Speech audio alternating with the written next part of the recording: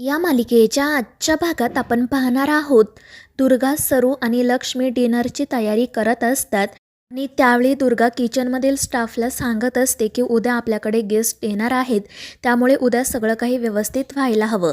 त्यावर ते लोक हो म्हणतात. मात्र दुर्गाचं असं वागणं बोलणं बघून सरू आणि लक्ष्मी एकमेकींना म्हणू लागतात की दुर्गा वहिनींना काय झालं आहे काय माहीत. त्यांचं बोलणं सुरू असतानाच एजे आणि लीला त्या ठिकाणी येतात. मात्र ते दोघेही एकमेकांशी काही बोलत नसतात आणि त्यामुळे सरू लक्ष्मीला विचारत असते की यांना काय झालं आहे, हे एकमेकांशी बोलत का नाही. तर लक्ष्मी हसतच म्हणते की नक्कीच यांचं भांडण झालं असणार आणि त्यामुळे सरू खुश होते. तितक्यात एक मुलगी त्या ठिकाणी येते आणि लीलाला म्हणते की लीला मॅडम, तुमच्यासाठी कोणीतरी हा बुके पाठवलाय. आणि ते बघून घरातील सगळ्यांनाच आश्चर्य वाटतं. तर आजी लीलाला विचारत असतात की काय लीला, कोणी पाठवला हा बुके. तर लीलाला सुद्धा प्रश्न पडलेला असतो की आत्ता यावेळी आपल्याला कोण बुके पाठवणार. तर लक्ष्मी आणि सरू मुद्दाम तिला विचारत असतात की लीलाई बघा ना, कोणी पाठवलाय बुके. कदाचित तुमच्या घरच्यांनी पाठवला असेल किंवा मग एजेंनी. मात्र त्यावर एजे रागातच त्या दोघींकडे बघतात, त्यामुळे त्या गप्प बसतात. आणि मग त्यानंतर लीला त्या बुकेसोबत आलेली एक चिठ्ठी वाचते. त्यावर लिहिलेलं असतं की विथ लव फ्रॉम मन्या, तुझा हितचिंतक. आणि ते ऐकून लीला घाबरूनच मनाशी म्हणते की मन्या नावाचं तर कोणी व्यक्ती नाहीच आहे, मग हा बुके कोणी पाठवलाय. तितक्यात मग एजे त्या ठिकाणी येतात आणि ते सुद्धा ती चिठ्ठी बघतात आणि मन्याने बुके पाठवलाय म्हटल्यावर ते खूपच चिडतात. ते मनाशी म्हणत असतात की हा मन्या दिवसभर लीला सोबत होता आणि आतासुद्धा त्याने हिला बुके पाठवलाय कशासाठी. आणि मग त्यानंतर ते मोठ्यानेच म्हणतात की मन्याने पाठवलाय आणि रागातच तेथून निघून जातात. तर सरू आणि लक्ष्मी मुद्दाम लीलाला विचारत असतात की लीला आई, कोण आहे हा मन्या. पण लीला त्यांच्याकडे दुर्लक्ष करते आणि मग आजींनी सांगितल्यामुळे ती सुद्धा एजंटच्या पाठोपाठ जाते. त्यानंतर आजीसुद्धा तेथून निघून जातात. तर दुर्गा म्हणत असते की कोण आहे हा मन्या आणि तो या लीलाला का बुके पाठवतोय. आणि त्यावेळी सरू आणि लक्ष्मी हसतच म्हणतात की वहिनी, आम्ही तुम्हाला सांगतो. आणि मग त्यानंतर सरू दुर्गाला सांगू लागते की मान्या हा लीलाचा मित्र आहे आणि आज लीला त्यालाच भेटायला गेली होती. आणि ते ऐकून दुर्गा म्हणते आणि ही गोष्ट एजंटना माहिती आहे का. तर लक्ष्मी तिला सांगू लागते की हो वहिनी, एजंटनेच तिला त्या ठिकाणी सोडवलं. एजे खूपच ओपन माइंडेड आहेत ना.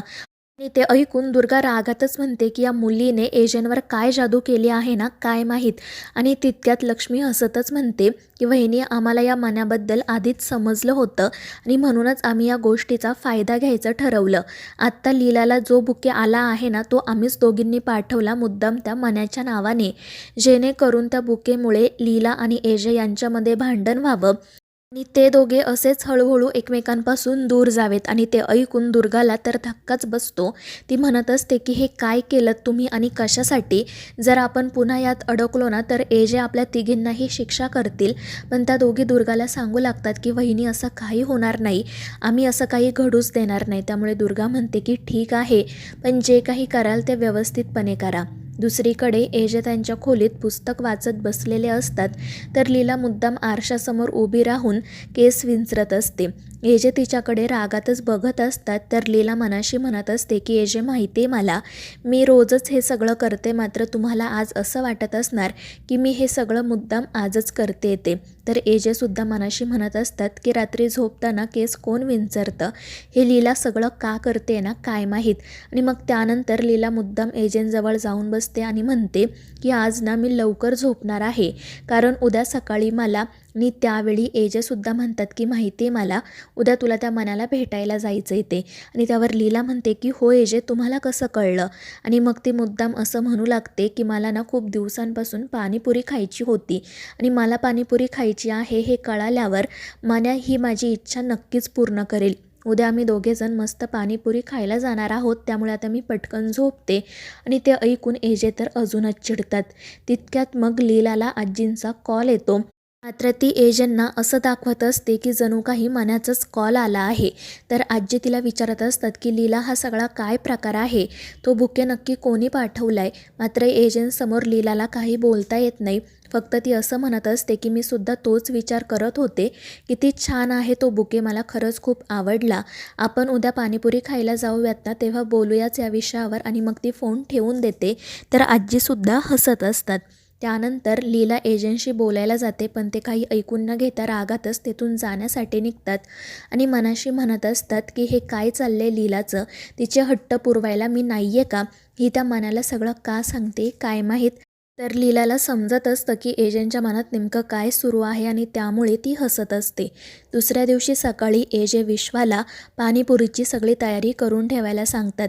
लीलाला जे जे आवडतं ते सगळं काही विश्वा घेऊन येतो आणि मग त्यानंतर एजे स्वतः पाणीपुरी टेस्ट करतात आणि एजेंना अशी पाणीपुरी टेस्ट करताना बघून विश्वा मनाशी म्हणत असतो की एजे सरांना नक्की काय झाले, चक्क आज पाणीपुरी खातायत, हा काय प्रकार आहे काय माहीत. तर एजे मनाशी म्हणत असतात की लीला आता तू काळजीच करू नको, मी तुला जगातली सगळ्यात बेस्ट पाणीपुरी खायला घालणार आहे.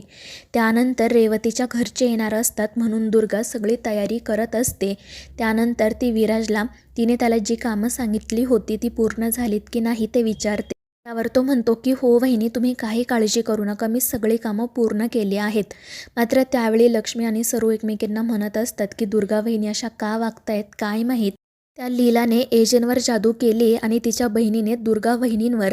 आणि मग त्यावेळी सरू म्हणते की मला माहिती आहे वहिनी, नक्कीच ना त्या दोघी बहिणींना काळी जादू येत असणार. मात्र ते ऐकून लक्ष्मी तिला गप्पच राहायला सांगते. त्यानंतर मग एजे आणि आजीसुद्धा त्या ठिकाणी येतात. दुर्गाने स्वतःहून सगळी तयारी केली आहे हे बघून ते दोघेही तिचं खूप कौतुक करतात.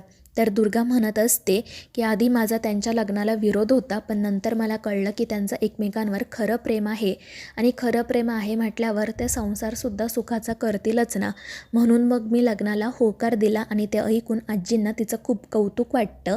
त्यानंतर मग यशसुद्धा त्या ठिकाणी येतो. तो सगळ्यांचा आशीर्वाद घेतो. तर विराज मुद्दाम त्याला चिडवत असतो, त्यामुळे सगळेजण हसू लागतात. मग लीला त्या ठिकाणी येते. तर एजे तिच्याकडे एकटक बघतच राहतात. विराज आणि विश्वा एजंटशी बोलत असतात, मात्र त्यांचं त्यांच्या बोलण्याकडे अजिबात लक्ष नसतं. त्यामुळे विराज आणि विश्वा एजंटकडे बघून हसू लागतात.